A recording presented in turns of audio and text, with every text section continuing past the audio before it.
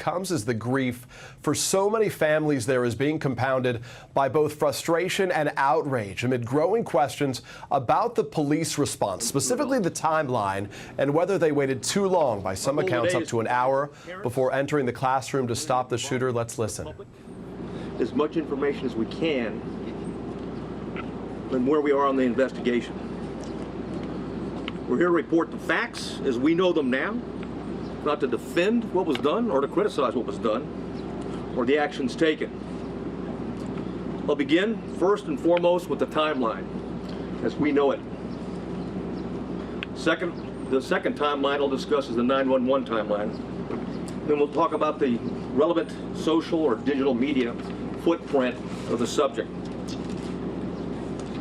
Then we'll also have plenty of time for questions at that point.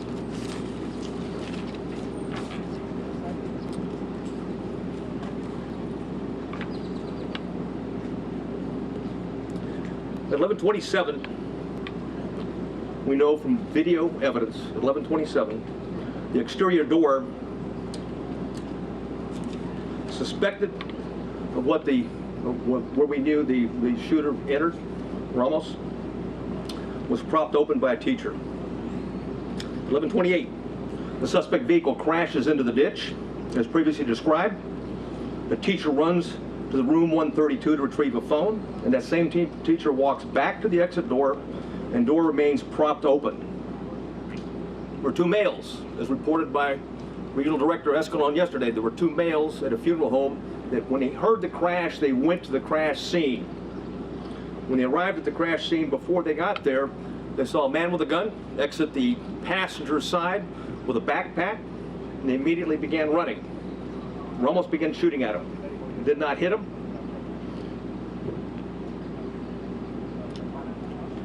One of the males fell when he was running. Both males returned to the funeral home while they're running. And then again, we see through video, teacher reemerges inside the school in panic and apparently calls 911. 911 call at 11:30. There was a crash, man with a gun. 11:31, the suspect reaches last row of vehicles in the school parking lot. 11:31, the suspect shooting began at the school while patrol vehicles got to the funeral home. I'll point out where it is.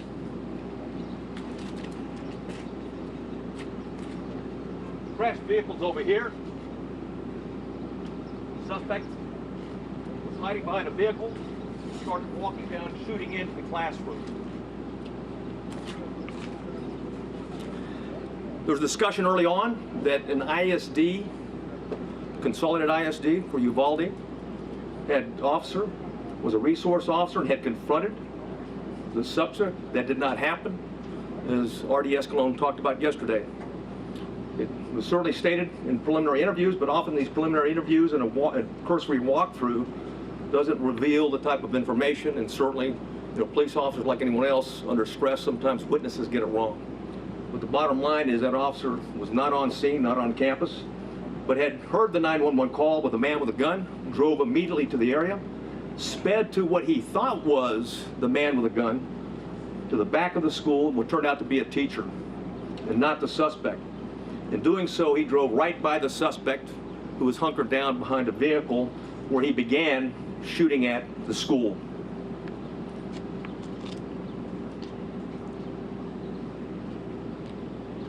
At 11:31, the suspect shooting in between the vehicle is when it began, while a patrol vehicle gets to the funeral home. Multiple shots are fired outside the school at 11:31. A patrol car accelerates into the parking lot, drives by the shooter. That's exactly what I was talking about. It was the ISD officer at that time. He passes, then leaves the camera view. There's multiple shots fired at the school at 11:32, at 11:32:27, at 11:32:36. And at 11:33 is when the suspect entered the school at the door that I'm pointing to now. At 11:33, the suspect begins shooting into room 111 or 112. It's not possible to determine from the video angle that we have at this point in time. We do know this, that he shot more than 100 rounds based on the audio evidence at that time, at least 100 rounds. He entered at 11:33, or 11:33, he started shooting in the classrooms, 111 and 112. And 11:35, 3 police officers entered the same door as the suspect entered. All 3 of those police officers worked for the Uvalde Police Department. They were later followed by another 4, a team of Uvalde police officers, 3, and also a county deputy sheriff. So a total of 7 officers were on the scene. The 3 initial police officers that arrived went directly to the door, and 2 received grazing wounds at that time from the suspect, while the door was closed.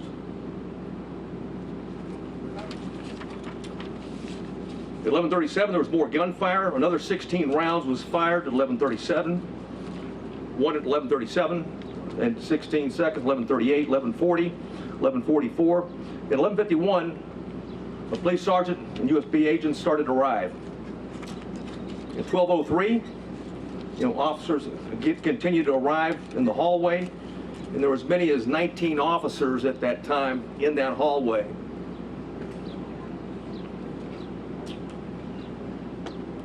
At 12:15, we know that BORTAC members arrived. Not the entire BORTAC, but members of BORTAC, along with Shields. At 12:21, the suspect fired again, was believed to be at the door. At 11:21, law enforcement moved down the hallway. At 11:50, they breached the door using keys that they're able to get from the janitor, because both doors were locked. Though both of the classrooms that he shot into were locked when officers arrived. They killed the suspect at that time. And now I'd like to go over the 911 timeline.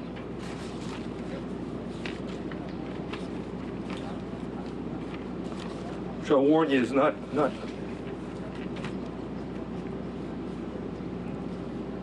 it's better that I read it than you listen to it.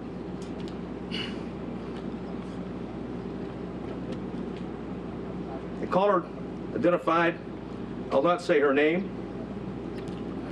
but she was in room 112, called 911 at 12:03. The duration of the call was 1 minute and 23 seconds. She identified herself and whispered she's in room 112. At 12:10, she called back in room 12, advised there multiple dead.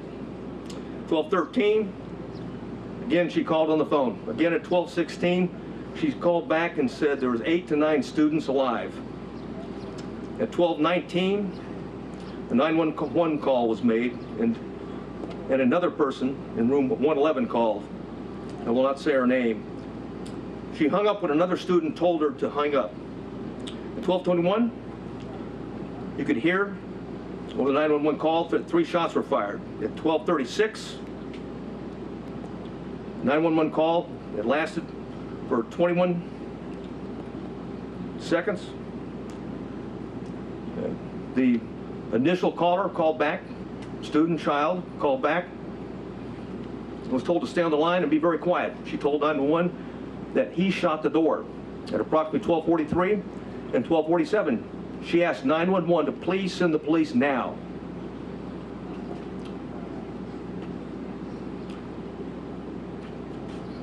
At 12:46, she said that she could hear the police next door. At 12:50, shots are fired. They can be heard over the 911 call. And at 12:51 is very loud and sounds like the officers are moving children out of the room. At that time, the first child that called was outside before the call cuts off.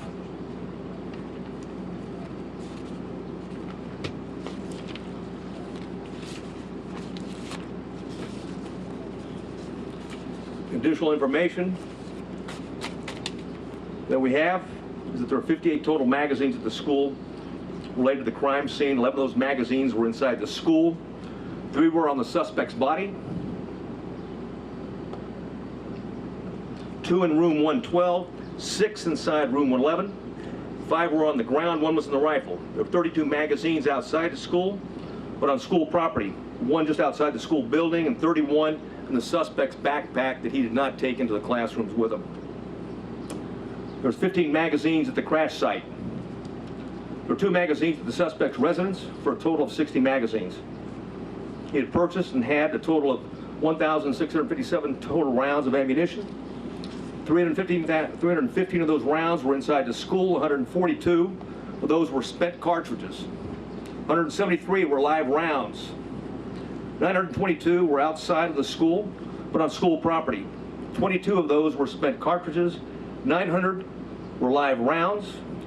422 were at the crash site. 22 were spent cartridges. 420 of those were live rounds. There's 35 spent law enforcement cartridges total in the school. 8 of those were in the hallway. 27 were inside the classroom. 111 where the suspect was killed.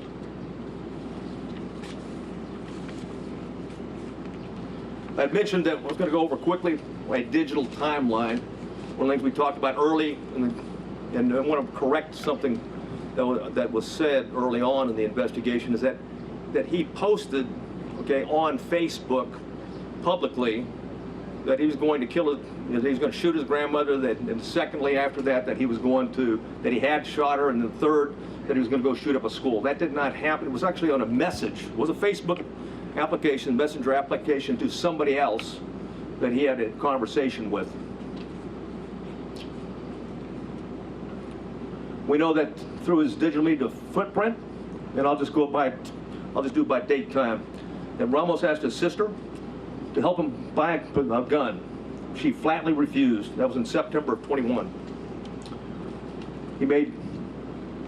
I'll avoid some of these and get to he had Instagram, a 4-group chat,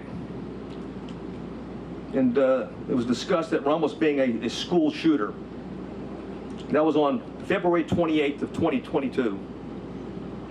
On March 1st of 2022, there was an Instagram he had with 4 people. It was a chat. He discussed him buying a gun. On March 3rd, 2022, there was another 4-person chat. Quotations, word on the street is you are buying a gun.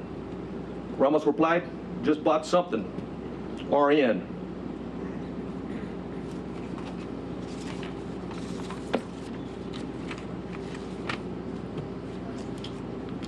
On March 14th, and there's an Instagram posting by the subject, in quotations, 10 more days. A user replied, are you going to shoot up school or something? The subject replied, no, and stop asking dumb questions and you'll see.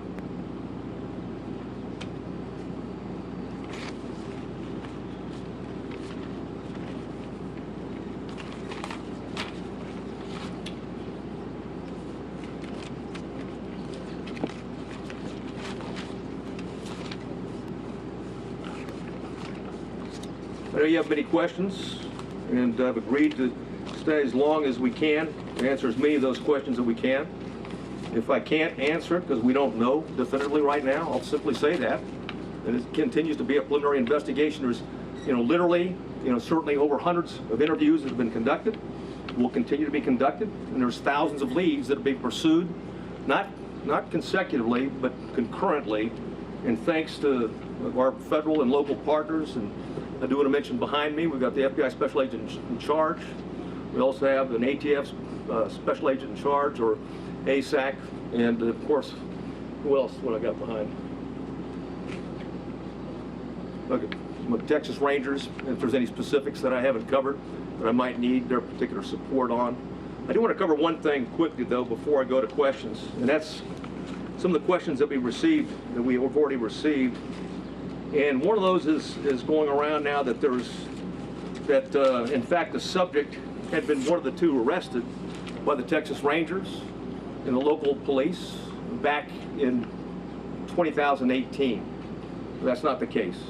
He was not one of the individuals. In fact, we have found no links, associations, relationships in that investigation. Clearly it was a threat. It was back in 2018. The 2 juveniles were charged with attempted or conspiracy to commit capital murder. There's no question that we thought, and we had evidence, and certainly the district attorney agreed, that these juveniles, one 13, one 14 years old, was a threat to Uvalde, and there was a discussion at that time, even the senior year of the one that was 14 years old, which would make it 2022. However, that was not the subject.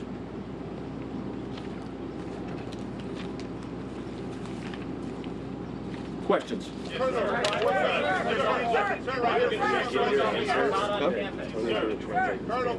Oh, yeah.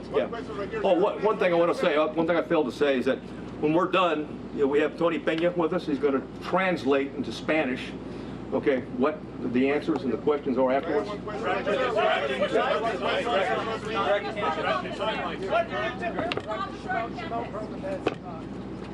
At the microphones, otherwise the cameras. Thank you for doing this, and I do hope you stay here to take as many questions as possible. You say there were 19 officers gathered in the hallway or somewhere. What efforts were made to try and break through that door? You say was locked. What efforts was the officer making to try and break through either that door or another door to get inside that classroom? None at that time. Why? The on-scene commander at the time believed that it had transitioned from an active shooter to a barricaded subject. Sir, you have people who are alive, children who are calling 911 saying, please send the police. They are alive.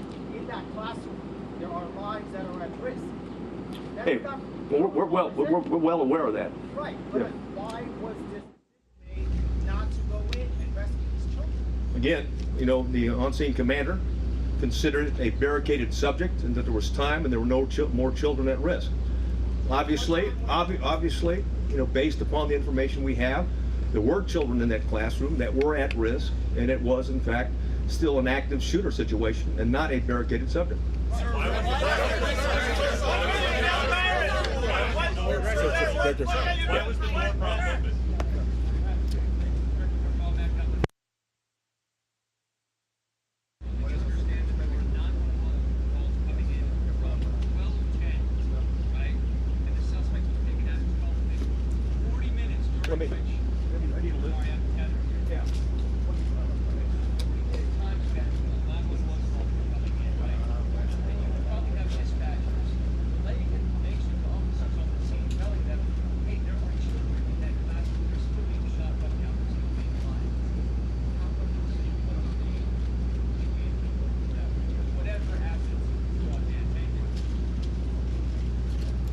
The question simply is this: it was a 40-minute gap, and if the 911 operators were aware that children were alive in that classroom, why weren't officers notified of that? And if that's the case, why didn't they take action? That's the question. And again, I'll go back to the answer right now, is that it was considered, okay, the decision was made on the scene. I wasn't there, but at the same point in time, a decision was made that this was a barricaded subject situation. There was time to retrieve the keys and wait for a tactical team with the equipment to go ahead and breach the door and take on the subject at that point. That was the decision, that was the thought process at that particular point in time.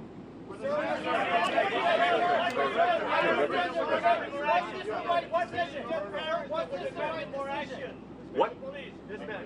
What can you tell parents that were here waiting and asking for the police to go in? Is there an apology for them? Yeah, there was 19, like I said, there was 19 officers in there. In fact, there was plenty of officers to do whatever needed to be done, with one exception, is that the incident commander inside believed they needed more equipment and more officers to do a tactical breach at that point. That's why BORTAC was requested on the scene as soon as they were there.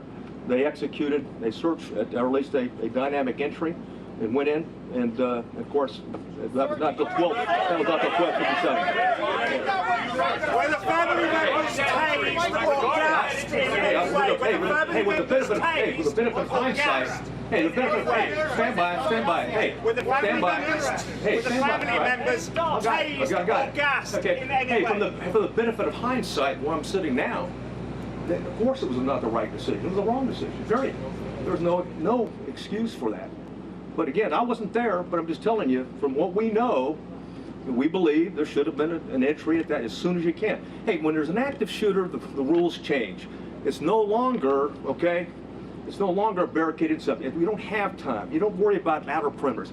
And by the way, Texas embraces active shooter training, active shooter certification, and that doctrine requires officers, we don't care what agency you're from, you don't have to have a leader on the scene.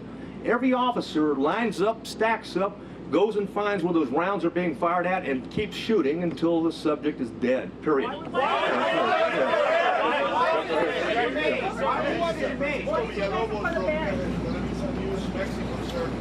Obviously, countries south of the border, it's very difficult to understand how the most powerful nation in the world, their citizens have access to high-end weapons, and this is happening over and over and over again. This is now getting children. I don't mean to, on the night quarterback with you guys, to the questions. I'm going to keep this from happening again in the communities of Texas.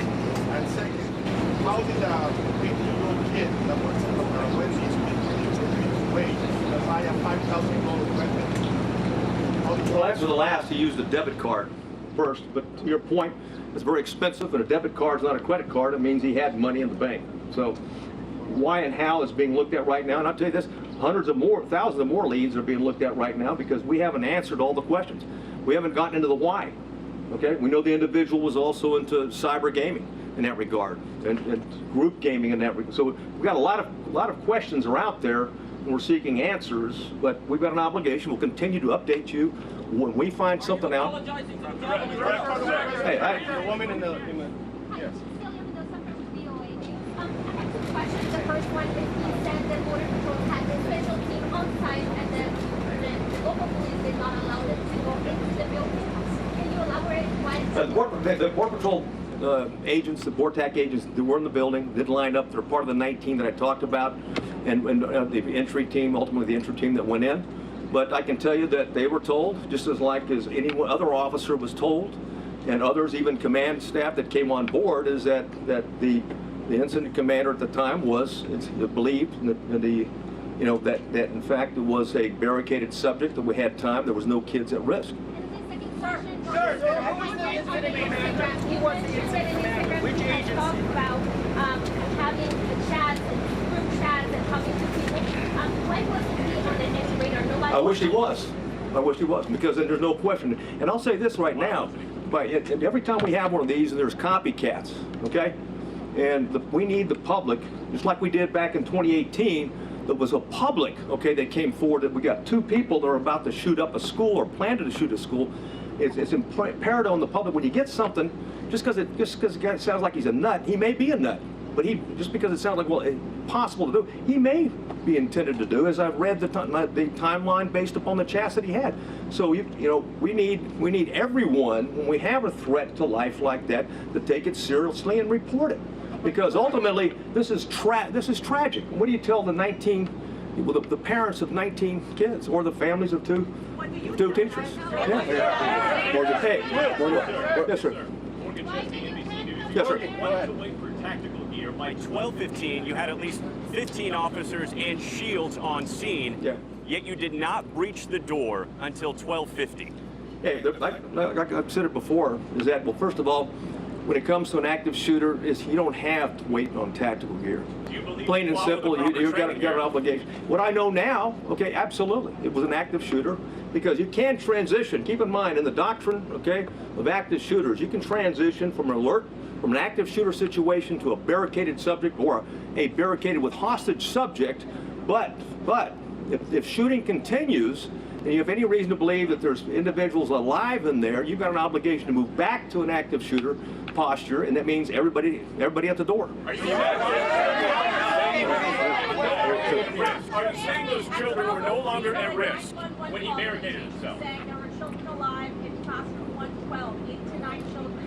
Is that clear? Are those children still alive? And why was the school resource officer off campus? And did Uvalde SWAT respond to the scene?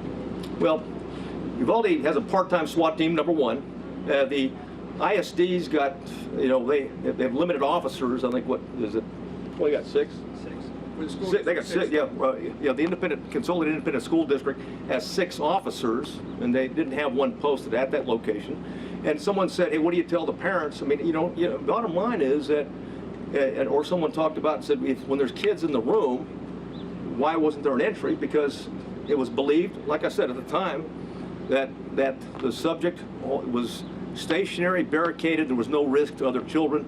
Again, on retrospect, from where I'm sitting right now, clearly there was kids in the room, clearly, okay, they're at risk. And oh, by the way, even when you go back to shooting, there may be kids that are injured, okay, they may have been shot but injured, and it's important for life-saving purposes to immediately get there and render aid. Sir,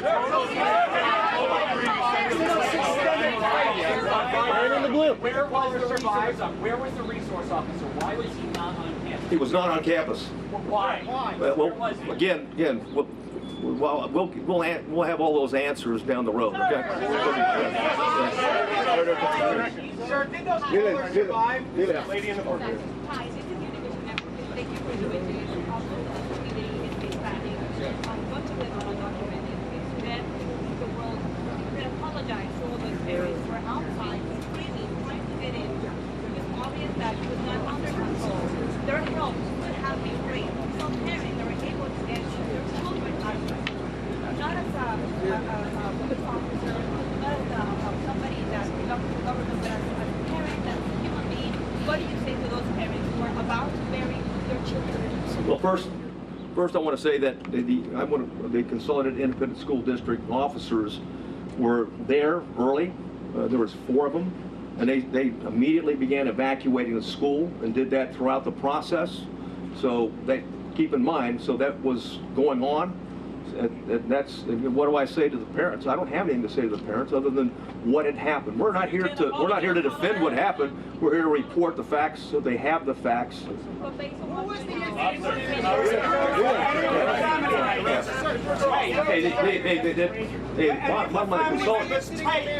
Were any of the family members gassed or tased outside the building? I'm sorry? Oh, yeah, I don't have any information on that. Well, one second though. However, we did review what DPS officers arrived on the scene, what they did, and looked at those instances. You know the parents of the children who died are watching, and they're Yes. hearing you say that not everything that could possibly have been done as humanly fast as it could be done was done. Are they owed an apology from somebody, it's the commander of the police department here? If I thought it would help, I'd apologize. But let me say this. Hey, let me say this. And when you go back to the timeline, again, I want to go back, and I'm not defending anything, but you go back to the timeline, there was a barrage, hundreds of rounds were pumped in 4 minutes, okay, into those 2 classrooms. Then anything else, any firing afterwards was sporadic, and it was at the door. So the belief is that there may not be anybody living anymore, and that the subject is now trying to keep law enforcement at bay or entice them to come in to suicide by contact. I understand that. I've reported that. Don't yell over your colleagues, please. I'm Jack Roberts in the New York Post. Can I ask 2 questions? First of all, exactly how is the government barricading these rooms? Is it just a simple matter of him locking the door behind you? And secondly, why all 1,657 crowd from away to crowd back into Well, I'd like to answer the first one, but the why on the second one I don't have. The first one, that each door can lock from the inside.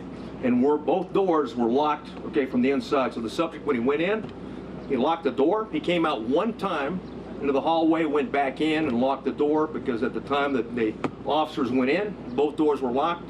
They got a key from the janitor and used it. You said the first call came in inside the classroom at 12:03 and you breached it at 12:51. How many students died in those 48 minutes? I don't have that answer. We're looking at it right now. Hold on. Good. Why wasn't this whole place on lockdown? 2, while this may be the most unpopular question here today, what is on your heart? How are you feeling?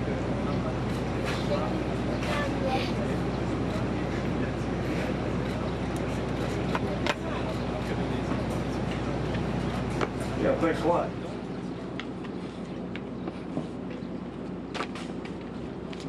You know, forget how I'm doing. What about the parents of those children? You forget about me. What about me or officers and stuff like that? We take an oath to uphold the law and protect people. And anytime something tragic like that, we want to know why it happened and if we can do better next time, is the bottom line. And call it like it is. I mean, it's tragic.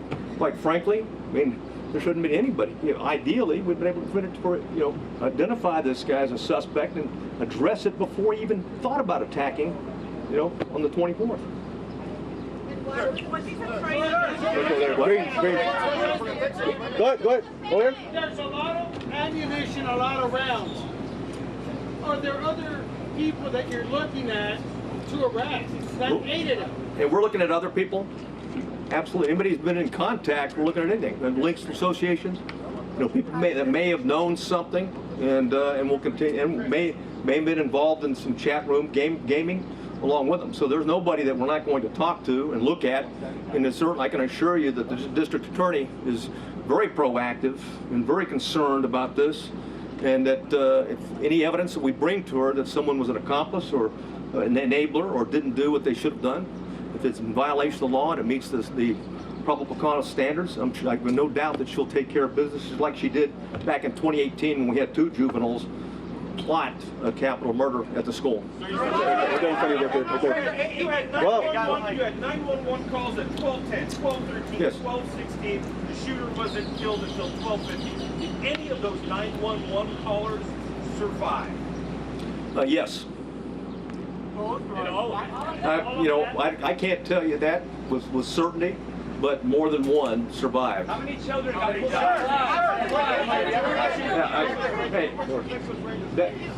Sorry, what? Could you give us an update on the number of officers injured, their condition, where they are now, and also were there any windows in the classroom that Yes, there are windows at the, I'll go backwards, right over here. I'll move over here. Something shot into these windows right here as he's approaching the door. Right? So the children were vulnerable all the time going through. We don't have any reporting of any of the children maybe injured but not dead when he shot in a particular area. Right? As the answer in terms of someone could have shot opposite in that regard, I don't have the answer to that, quite frankly. Right? We're looking at a number of different things in terms of ballistics and things like that, but you can't really keep in mind we've got children, okay, in here. If you come back to the light, We've got children in bring here. the map closer to the light. Bring the map closer to the light. Right. And we're looking at this from a tactical standpoint and everything in terms of looking backwards, okay?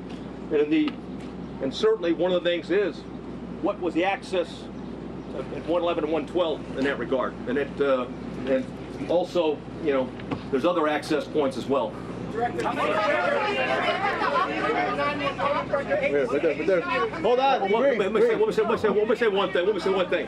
One thing I didn't point out, okay, is that when we've got him going into these rooms, right here is the Jack and Jill restroom between. So not unlike Santa Fe, the classrooms are separated, but they're really connected.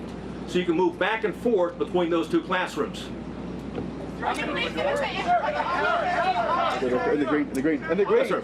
Was the incident commander receiving the information coming via the 911 call? And if so, why not? And if so, speak to the level of investigation and putting into that very question. Yeah, well, that question will be answered, but I don't have I'm not going to share the information we have right now, because I don't have the detailed interview right now. Go ahead, sir. Right there. Yeah. What was a barricade situation? Did any police officers go in and get their own kids while the parents were outside? Not that I'm aware of, no. Right there. Go ahead. Yes, please. How many children called 911, and you know for a fact if any of those children died? I know for 2, for certain did, and those 2 did not die. And why was that propped open door still propped open even after the incident was occurring with shots being fired at the funeral home? Bottom line is, we reported what happened. Is that back door was propped open. It wasn't supposed to be propped open. It was supposed to be locked. And certainly the teacher that went back for her cell phone, it propped it open again. So that was an access point that the subject used. Do you believe that the teacher is in a Go ahead, Blue, go ahead. Hold on. You have said in hindsight mistakes were made. A Democratic congressman is now calling for the FBI to investigate the response here. Yeah. Is going to be held accountable? Well, first of all, hey, we welcome the FBI. There's a reason why there's the FBI special agent in charge behind me right now. They play a vital role. And again, this is about finding facts and reporting facts as quick as we can. This is not about trying to defend, or it's not about trying to assess or even be hypercritical. It's about the facts and sharing whatever we learn on the facts as quick as we can and be as transparent as we can. You know, okay, the media, but more importantly, the parents and the public and the citizens of Uvalde and Texas. Okay, go ahead, Blue, go ahead. Hold on, sir, hold on. Sir, who was the incident commander and has that The chief of police of the Consolidated Independent School District is the incident commander. and has that person It's his school. He's the chief of police. Okay. I think it's You don't see? Yeah, again, I'm not going to discuss disciplinary, but this is an ongoing criminal investigation. It's an ongoing criminal investigation. Is that teacher being investigated as working with I'm not going to get into that. Matt, go ahead. Yeah, man. Which response to make that The chief of police of Consolidated Independent School District. He was convinced, and again, I want to go back and say, he was convinced at the time that there was no more threat to the children, and that the subject was barricaded, and that they had time to organize with the proper equipment to go in. The subject already had hit, 3 officers, and hit 2 officers, and I didn't answer the final question. A third, a border patrol agent, was grazed as well, but no police officer was seriously injured. During that time, were the officers hearing shots fired inside that classroom during that time? Yes. Yes, they did. He shot, and I went through the timeline before, where he continued to shoot periodically, sporadically. So while they're waiting outside for the proper equipment, they're still The last, I think I already gave you the timeline. I'm sure I went through it, but the last time that the shot right before the entry, okay, was he shot at 12:21. So. at the officers or at the children? No, not at the children. We don't know yet. We believe it was at the door, is what he fired at. Go ahead, right there. Hold on. What kind of equipment did law enforcement have at each specific moment of the response? Hey, well, we know that beginning when the BORTAC agents arrived, they had 3 ballistic shields. Give me the last question. The teacher that propped open the door and actually to Right here, the booster, right here. Go ahead. Hold on.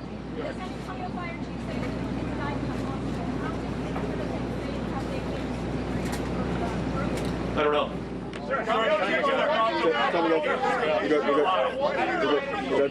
No, that's fine. Yeah, I'm going. Let's answer the question. What do you think you should have done that you didn't? I've already said that. I've already said. First of all, Texas embraces and teaches, the active shooter doctrine. The active shooter doctrine, as long as there's kids and as long as there's someone's firing, you go to the gun, you find them, you neutralize them, period. And there's only, there are some nuances with transition to a barricaded subject, and also transitioning to a hostage situation. And of course, the decision at the scene was that this is still a barricaded subject that did not go back to an active shooter situation. Go ahead. Yeah. Where is the police chief and why is he here to take our questions? Well, because I'm here to address the latest timeline and facts that we know. You're certainly welcome to reach out to them. I'd like to ask the FBI a question. I defer to. Do you want to get the question? Okay, hold on. All right, then the FBI is fine. How many children were pulled out? Hold on, sir. Hold on. Sir, now been on the scene for several days. With two things. So what exactly is your role in this investigation? And given all of this, and given that the FBI goes through lengthy efforts to study shooter situations like this, do you think this is something that requires an independent investigation by whether a federal agency, or by you guys, or someone else? Thank you for the question. So my name is Oliver Rich. I'm the special agent in charge of the San Antonio division.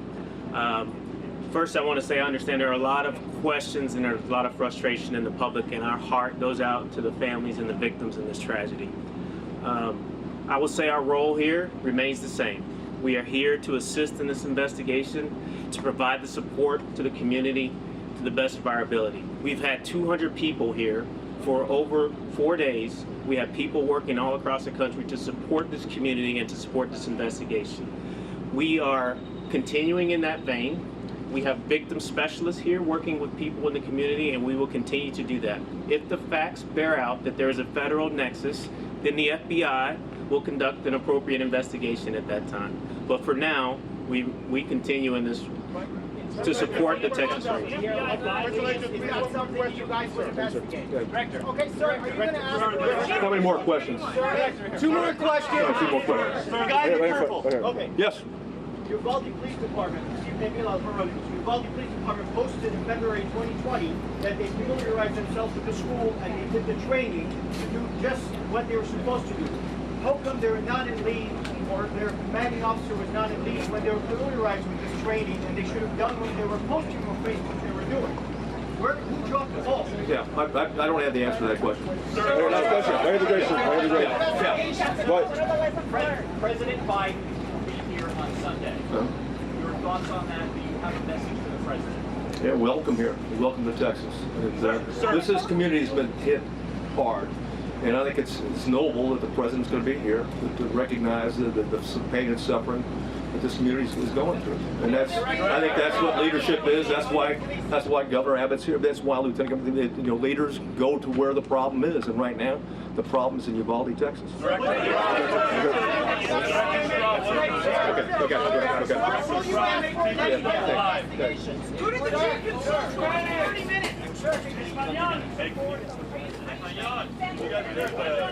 We've been watching an update from the Texas Department of Public Safety about what took place there in Uvalde, Texas earlier this week. A stunning acknowledgement admitting a devastating failure of judgment that the on-scene commander treated the situation there as a barricaded subject and not an active shooter because they thought that no more children were at risk, even though at least 2 children, as was just explained to us, were calling 911 from inside the school, pleading for police to help them. The official saying, with the benefit of hindsight, clearly it was, in his words, the wrong decision. Justice correspondent Pete Williams has been watching this with us. And Pete, that may be the most crushing new detail. We just learned that it was not just the parents pleading for police to go in, but students inside the school who were doing the same. Yes, and a question about whether the on-scene commander was aware of those 911 calls. What the head of the Texas Department of Public Safety said is they don't yet know the answer to that question. But we learned a lot of new detail out of this briefing about the movements of Salvador Ramos from the moment he crashed his car and climbed the fence, the fact that the exterior door to the school was propped open. Obviously, that shouldn't have happened. The fact that the door to the classroom, or this double classrooms, was either open or unlocked, allowing to get him. That's a violation of the Uvalde County School District's own security plan that said school district doors had to be closed and locked at all times. The fact that there were actually 7, that he entered the school, and that 3 minutes later there were 7 police officers in the building by 11:35, and as many as 19 police officers by 12:03, but as you say, the decision was made to stand by. Now, let me just say a little more about this notion that a situation with a person with a gun can switch from an active shooter situation to a barricade situation.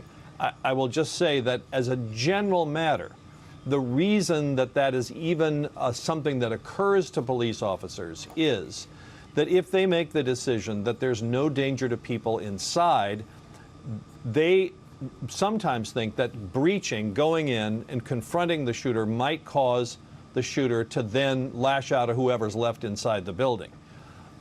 That is apparently what went through the mind of the commander, unaware, as you say, of the fact that people were asking for help inside the classroom.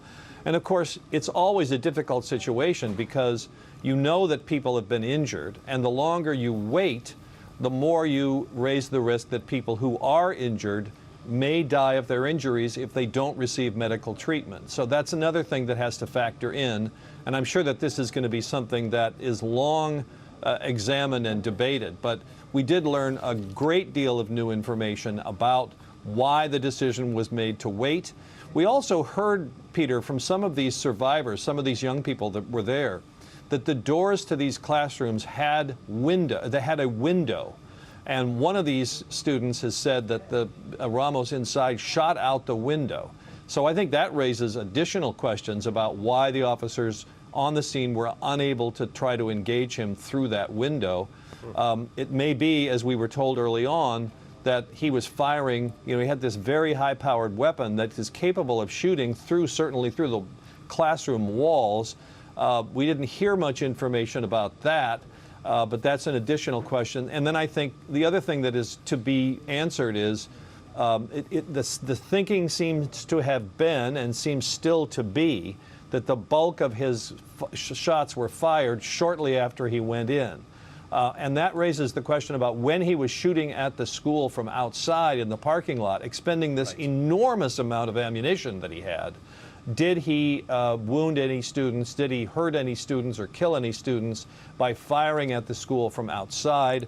And when he went in, when he started shooting at classrooms as he sort of went down the hall, that's clearly information yet to be gathered. We had been told that victims were found in 4 classrooms. There wasn't any discussion of that today, but that could be the reason for that, Peter.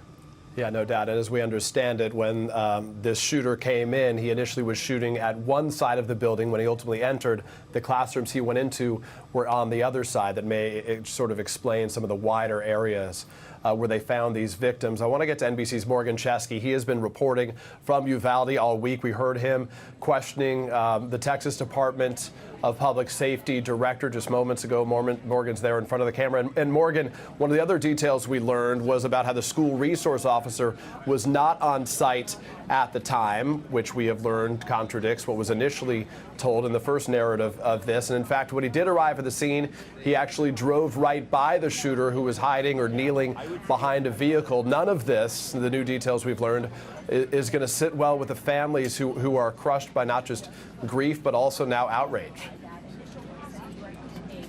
Yeah, Peter, you're absolutely right. I mean, you can see the 21 crosses in front of this school now. There is another memorial right in the heart of Uvalde that people are gathering at. Hearing the updates today, if they are true, as we had some facts corrected yesterday, will make this community potentially even more heartbroken, Peter, because you heard that gap that Director McCraw mentioned with DPS. 12:03, they enter the school. 12:15, shields arrive. As many as 19 officers, some with shields, and yet they did not breach that door until 12:50. I also want to point out, Peter, that we've been talking about potential red flags that were raised regarding this 18-year-old gunman prior to this crime, and we're learning a little bit more about some warnings that may not have risen to the level of law enforcement's notice, but certainly existed, that we heard about today. That going back to September of last year, when we're told this gunman asked his sister help to buy a gun. He would have had to have asked for help, Peter, because he still would have been 17 at the point in time, not 18. She said no. And then we're hearing more about this online messaging that took place. We had already heard that there were some Facebook posts. That has now been corrected to Facebook messages on the day of the shooting saying, "I'm going to shoot my grandmother. I shot my grandmother. I'm going to shoot a school." Although he did not mention Robb Elementary by name at that time. But prior to this, Peter, we're hearing about communication on one of those online chat rooms in these places in the dark corners of the internet where this is potentially discussed and planned out ahead of time. The director with DPS saying that in February of 28, this school shooting, or not this school shooting, but a school shooting idea was discussed. And then on March 3rd, in a 4-person chat, this 18-year-old responded that he had just bought something. Now, that's important to note, Peter, because if he had actually bought something, it would have been illegal because he still would have been 17. He did not turn 18 until very recently. Peter? Yeah, Morgan, you detail some of the questions that still remain to be answered. Thank you for your reporting on scene there. NBC News law enforcement analyst and retired Seattle police chief is Carmen Best, and she's joining us now. Chief Best, I think one of the things that folks watching this are struck by is this decision that was made where instead of viewing it as an active shooter situation, it was viewed as a barricaded subject, which means those individuals, those officers, stayed outside the classroom for approaching an hour, more than 40 minutes. Can you help us better understand how decisions like that are made? They follow the active shooter doctrine as it was detailed to us. Go to the gun to enter the room. Yeah, Peter, you're absolutely right. You know, as a mother and a grandmother, watching this whole thing unfold and the lost lives is so very tragic. And the tactical questions that are coming up, as was noted finally, that the decision to stand by was not the right decision. Clearly on these types of incidents, it's called rapid intervention, rapid response. You know, a team is supposed to, you know, rally up, mount up, go into the building, and immediately go to the target. And that has been said here, but it didn't happen. And that is the real issue. And, you know, leadership, you know, I write about this in my book, leadership takes courage. So even if one person in there didn't make the right decision, you would have hoped that someone else would have stepped up and, you know, said, hey, we need to, you know, get a team together and go toward the threat. So I wasn't there. I don't know exactly, but certainly from the outside looking in, it's a tragedy. Former Seattle Police Chief Carmen Best. Chief Best, we appreciate your time and your expertise on this issue. I think the headline most Americans will read in their papers tomorrow and hear across the newscast this evening is the acknowledgement that it was the wrong decision not to breach those classrooms, that classroom. That concludes our special report. There will be much more this evening on NBC Nightly News. I'm Peter Alexander. Thank you for watching.